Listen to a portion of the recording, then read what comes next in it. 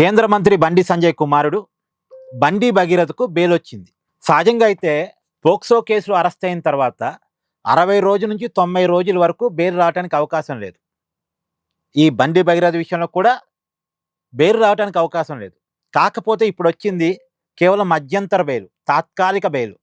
ఇతనికి ఏదో BBA exams ఉన్నాయంట, ఎగ్జామ్స్ రాయాలి కాబట్టి ఒక వారం రోజుల పాటు తాత్కాలిక బెయిల్ అతనికి ఇవ్వడం జరిగింది. అది కూడా చాలా కండిషన్స్ మధ్య మధ్యంతర బెయిల్ కోర్టు ఇవ్వడం జరిగింది. అది కేవలం ఎగ్జామ్స్ కోసం మాత్రమే. మళ్ళా 25వ తారీఖు బండి భగీరథ పోలీస్ కస్టడీలోకి వెళ్ళిపోవాల్సిందే.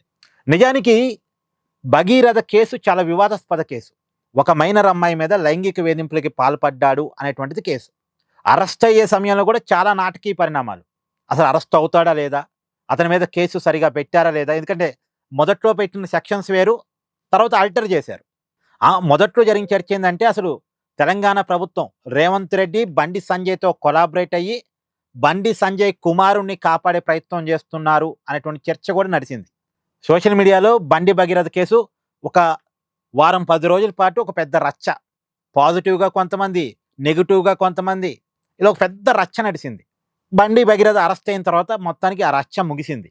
ఇప్పుడు మధ్యంతర బెయిల్ మీద బండి భగీరథ బయటకు వచ్చారు. ఆల్రెడీ జైలు నుంచి బయటకు వచ్చారట.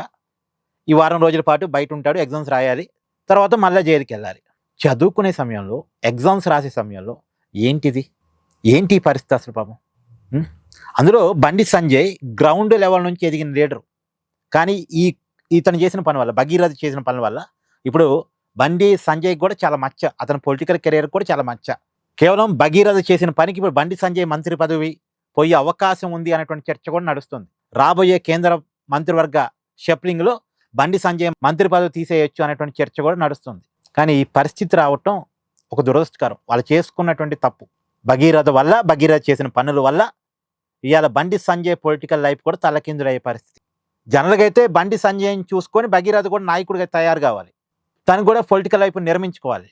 కానీ తను పొలిటికల్ లైఫ్ నిర్మించుకోవడం పక్కన పెడితే నిర్మించుకున్న తండ్రి లైఫ్ను కూడా తలకిందులు చేస్తున్నాడు, చేశాడు ఆల్రెడీ. ఏమంటారు? కామెంట్ చేయండి. Please do like, share and subscribe this channel.